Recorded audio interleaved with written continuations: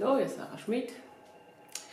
Euren Kommentaren habe ich entnommen, dass ich vielleicht doch noch ein Video machen sollte zum Thema Ernährung oder genauer gesagt zum Thema Verdauung. Viele haben geschrieben, dass sie so viel tierisches Eiweiß und überhaupt was wir essen gar nicht vertragen würden. Und da habt ihr sicherlich recht. Ich habe hier mal ein Bildchen gemalt. Das soll ein Stück Dünndarmschleimhaut sein. Hier das Rosane, diese rosane Linie, sieht man hier schön die Dünndarmzotten. Die sind mit einer schützenden Schleimschicht überzogen. Das ist dieses Gelbe soll das sein. So. Und dann seht ihr schon, dass sich da ganz viele kleine blaue freundliche Wesen tummeln. Das sind verschiedene Bakterien und Mikroorganismen, die sich natürlicherweise auf der Darmschleimhaut und im Darm befinden. Die bilden da ein richtiges Ökosystem, das sich innerhalb der ersten Lebensjahre etabliert. Es gibt im menschlichen Körper mehrere Billionen davon, von diesen kleinen Bakterien. Im Dickdarm noch mehr als im Dünndarm. Ja, was machen die da eigentlich alle, kann man sich fragen. Krank machen sie uns ja eigentlich nicht. Oder vielleicht doch. Also die Aufgabe dieser Bakterien ist zum einen mal das Immunsystem zu modulieren, zu beeinflussen. Darüber hinaus beeinflussen sie offensichtlich auch das emotionale Verhalten und den Umgang mit Stress. Offensichtlich stellen sie Vitamine her, habe ich mal hier auch eingezeichnet. Die haben eine Entgiftungsfunktion und sie schützen auch vor krankmachenden Bakterien. Und diese Bakterien versorgen die Darmschleimhaut mit Energie, damit die Darmschleimhaut gut funktionieren kann. Die muss ja die verdauten Nahrungsbestandteile aufnehmen. Darüber unterstützen die Bakterien auch die Verdauung, weil sie eben dabei behilflich sind, diese Nahrungsbestandteile aufzunehmen, die ich hier grün gekennzeichnet habe. Hier seht ihr so verschiedene grüne Figuren, die dann hier über die Darmschleimhaut aufgenommen werden ins Blut. Ich habe das jetzt mal vereinfacht dargestellt. Ja, die haben noch ein paar andere Aufgaben, die ich jetzt unter den Tisch fallen lasse. Jedenfalls für eine gute Verdauung geht es natürlich auch nicht ohne die Zerkleinerung im Mund und die ersten Enzyme, die schon im Speichel drin sind, dann die Magensäure im Magen, die Gallenflüssigkeit, die in den 12-Fingerdarm abgegeben wird, sowie Enzyme der Bauchspeicheldrüse. Dies habe ich hier mal als braune und lila Tropfen gekennzeichnet. Ja, das alles zusammen macht eine gute Verdauung und ein Mensch, der mit allem versorgt ist, was er braucht, um gesund zu sein und gesund zu bleiben. Hier habe ich mal noch ein Stück Dünndarmschleimhaut gezeichnet. Man sieht vielleicht, das sieht ein bisschen anders aus. Die Dünndarmschleimhaut ist hier rot und entzündet.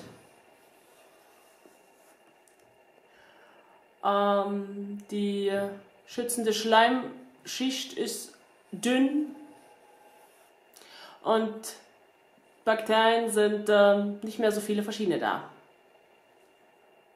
Man kann also annehmen, dass die Aufgaben, die die Bakterien haben, jetzt wo sie nicht mehr so viele sind, nicht mehr so optimal ausgeführt werden. Also Verdauung, Energieversorgung der Schleimhautzellen, das Immunsystem, die Entgiftungsfunktion, Vitaminherstellung oder auch den Schutz vor krankmachenden Keimen. Ja, außerdem seht ihr hier nicht ganz vollständig aufgespaltene Nahrungsbestandteile. Die kann der Darm natürlich so nicht aufnehmen. Die sammeln sich dann im Darm an und locken Fäulniserreger an, also Bakterien, die die Sache zersetzen und die Substanzen abgeben, die für die Darmschleimhaut schädlich sind. Ich habe das hier mal so als braune Wolken dargestellt. So eine leicht entzündlich veränderte Darmschleimhaut macht, dass die Zellmembranen leichter durchlässig werden für Sachen, die da eigentlich nicht durchkommen sollen. Auf dem Weg gelangen also halb verdaute Substanzen trotzdem ins Blut, die eigentlich da nicht hingehören. Da habe ich mal sowas eingezeichnet. Die sind nicht vollständig aufgespalten worden. Das versetzt natürlich das Immunsystem in Alarmbereitschaft. Und wenn das dauerhaft stattfindet, natürlich in Daueralarm. Und dann kann es passieren, dass das Immunsystem auch Antikörper bildet gegen eben harmlose Stoffe.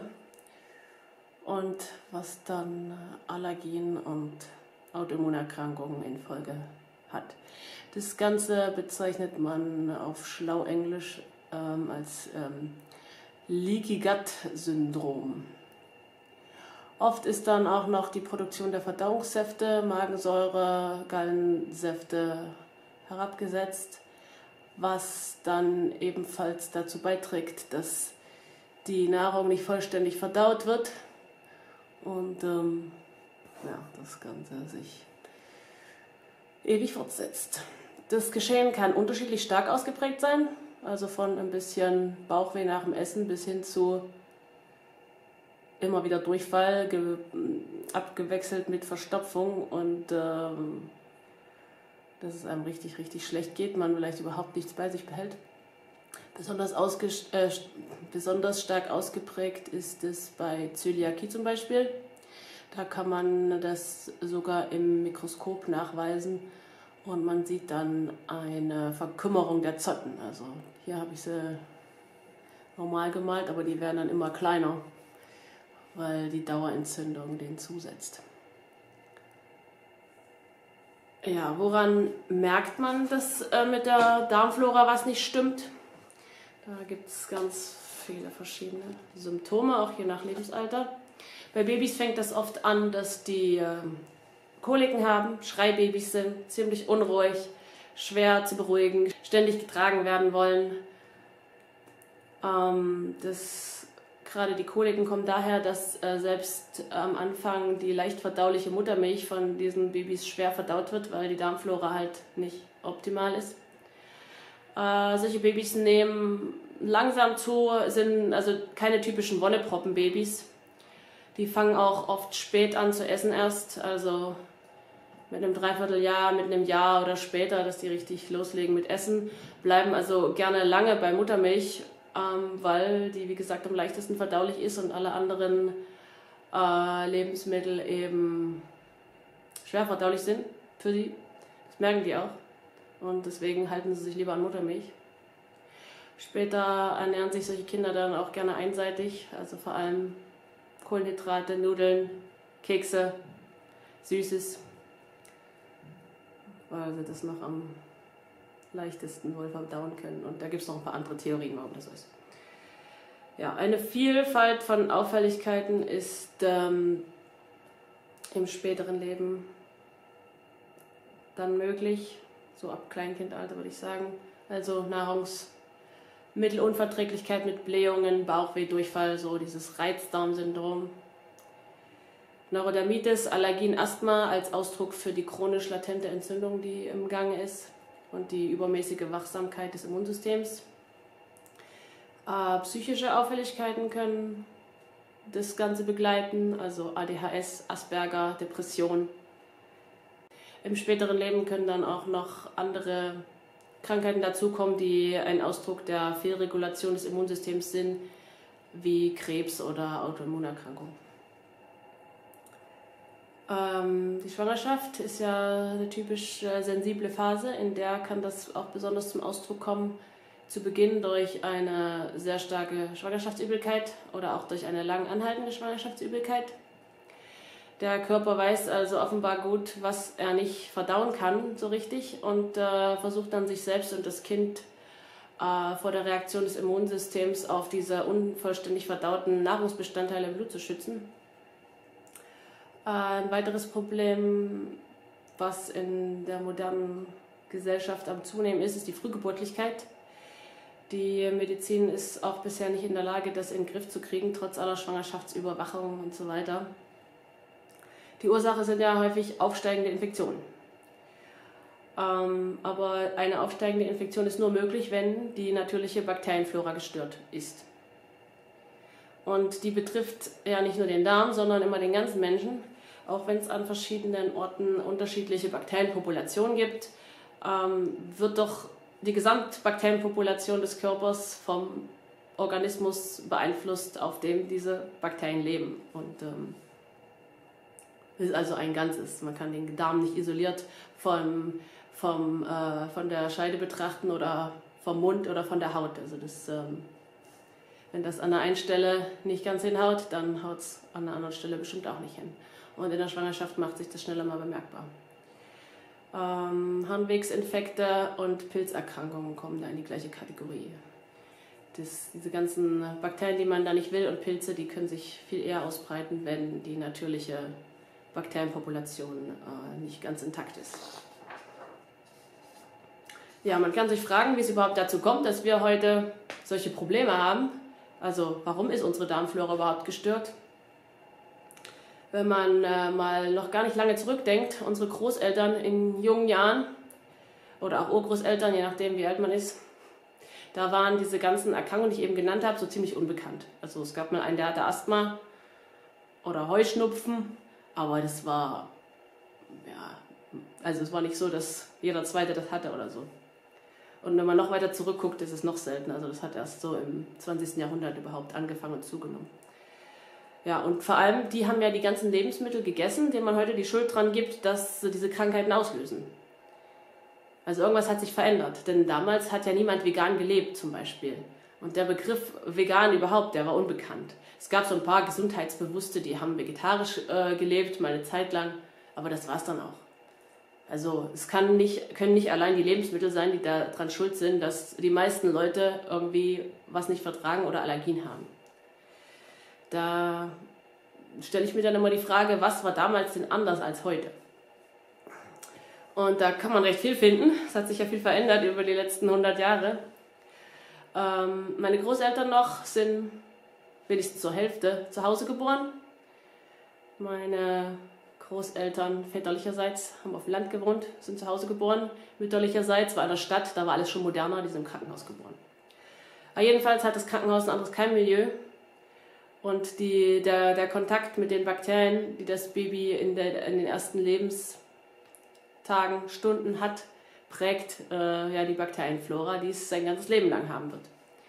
Außerdem gab es früher fast keine Kaiserschnitte. Ein Kaiserschnitt sorgt ebenfalls für eine andere Keimbesiedlung als eine vaginale Geburt. Und unsere Großeltern, Urgroßeltern sind quasi ohne Antibiotika aufgewachsen. Außerdem wurde die Milch, die sie getrunken haben, Milch wurde getrunken, frisch und roh angeliefert und konsumiert. Und da kann sich sogar meine Mutter noch daran erinnern, dass da jeden Tag da die Milchkanne vor der Tür stand.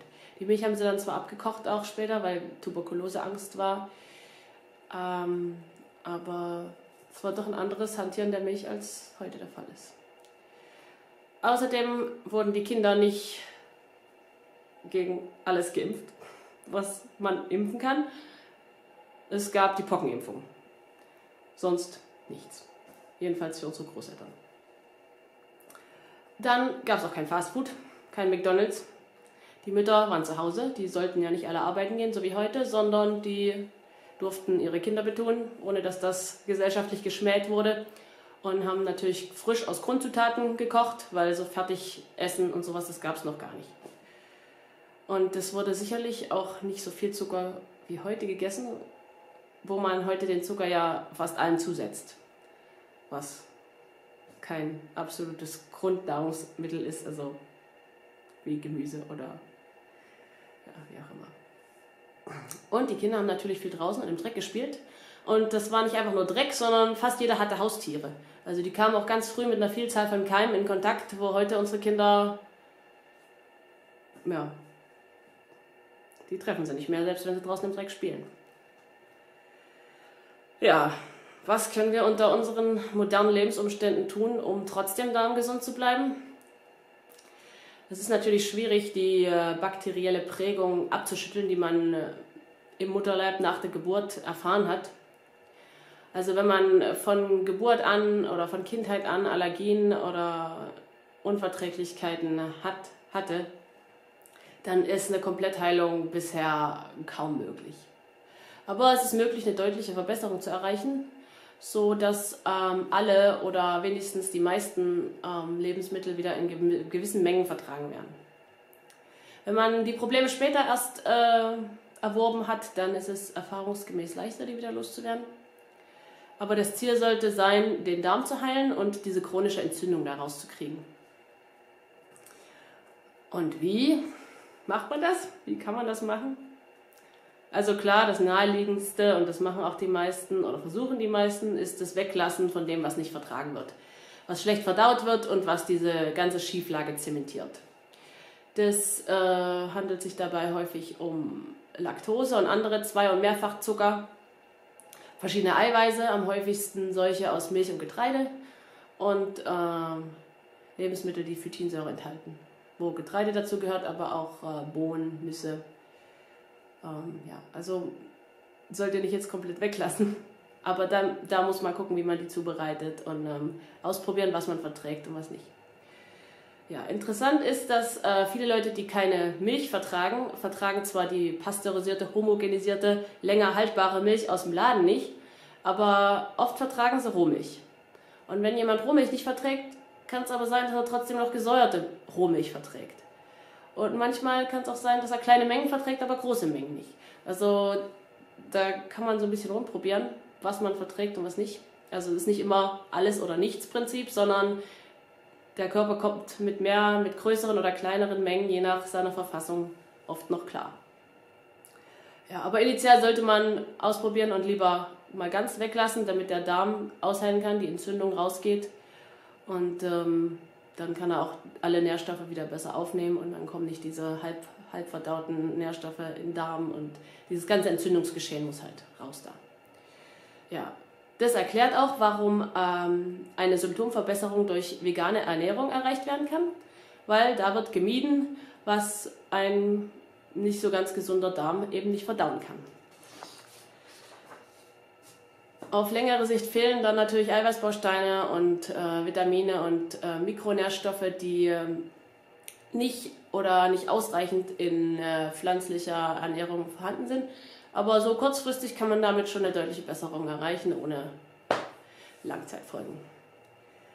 Aber um Langzeit klarzukommen, gibt es noch einen zweiten Schritt, nämlich Lebensmittel hinzufügen, die dem Darm helfen zu heilen. Das sind vor allem viele gute Bakterien, also Sauerkraut fällt mir da ein, milchsauer vergorenes Gemüse. Da kann man viel selber machen, gibt es im Internet Anleitungen dazu. Außerdem sollten die Eiweiße, die man zu sich nimmt, leicht verdaulich sein.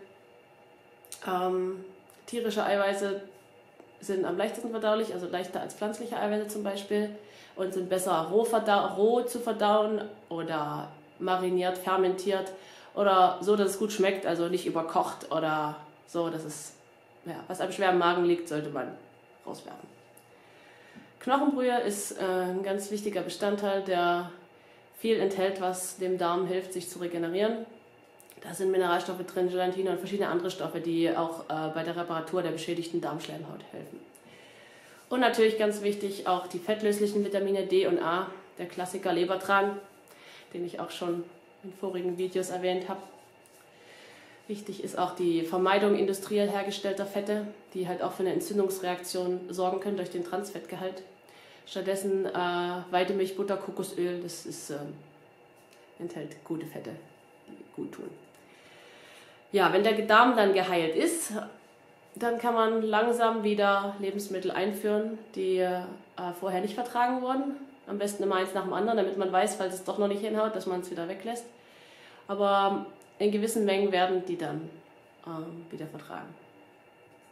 Also ihr seht, das Ganze geht schon vom Prinzip so in Richtung traditionelle Ernährung, wie ich sie in den vorigen Videos über Ernährung vorgestellt habe. Wer sich da noch ganz viel genauer belesen will dazu, der Ansatz, den ich gerade beschrieben habe, wird in diesem Buch noch ausführlicher erläutert. Die GAPS-Diät, wie Darm und Psyche sich beeinflussen. Traditionelle Rezepte zu kriegen ist nicht so einfach. Ich habe euch da ja welche auf meiner Webseite erstmal zur Verfügung gestellt. Aber Fermentation und so, da gibt es Müsst ihr gucken, gibt es auch im Deutschen Bücher. Für die, die Englisch können, ist dieses Buch zu empfehlen, Nourishing Traditions von Sally Fallon. Dieses Buch enthält eine Fülle an traditionellen Rezepten und wie man verschiedene Sachen milchsauer vergoren herstellen kann, also Fermentation und auch ganz viel Wissen rund um eine gesunde traditionelle Ernährung. Ja. Was oft bei Rezepten auch noch hilfreich ist, wenn man alte Rezepte sucht und man in alten Kochbüchern guckt. Da ist oft noch vieles traditionell gehalten. Ja, was kann man tun, wenn man möglichst auch darmgesunde Kinder möchte? Das Beste ist natürlich, wenn man, bevor man schwanger wird, selbst so gesund wie möglich ist. In der Schulmedizin gelten Bakterien immer noch leider vor allem als Krankheitserreger. Das hat schon ein bisschen nachgelassen, aber der Fokus ist immer noch sehr stark auf den Krankheitserregern und nicht auf dem Nutzen, den diese kleinen Lebewesen für uns bedeuten. Das spiegelt sich auch in den Ernährungsempfehlungen für die Schwangerschaft leider, wo man ja am besten alles möglichst tot gekocht essen soll, bloß nichts roh, bloß keine Bakterien drin, weil sie könnten ja krank machen. Dabei wären gerade viele gute Bakterien in der Schwangerschaft wichtig, um diese ganze Allergie, Asthma und was nicht alles, Nahrungsmittelunverträglichkeitspalette vorzubeugen. Es ist ja zum Beispiel nachgewiesen, dass Rohmilchkonsum in der Schwangerschaft die Asthmarate senkt, aber man empfiehlt es nicht, weil man hat Angst vor den Listerien. Ja, anstatt die Informationen ein bisschen differenziert darzustellen. Ja, was man weiterhin tun kann, ist zu Hause gebären. Zu Hause hat man das heimische Keimmilieu, wo das Immunsystem der Mutter schon mit vertraut ist und das Baby über die Mutter auch. Oder wenigstens vaginal gebären, weil dadurch auch das Baby in Kontakt kommt zuerst mit den mütterlichen Bakterien. Stillen ist auch ein ganz wichtiger Aspekt. Und dann natürlich die natürliche Krankheitsbegleitung, wo man Medikamente und vor allem Antibiotika so gut meiden sollte, wie es nur geht.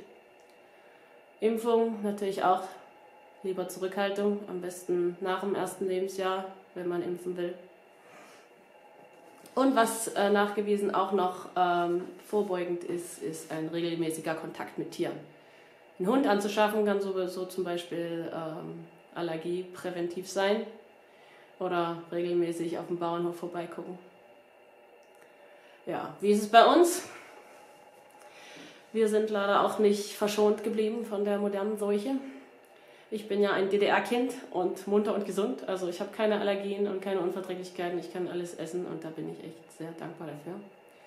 Mein Mann, als typischer Wessi, ein Seitenhieb auf die Wessis, ist seit seiner Kindheit stark allergisch, hat ja, so Reizdarm, würde ich auch sagen, und ist natürlich auch einschränkend für seine psychische Gesundheit.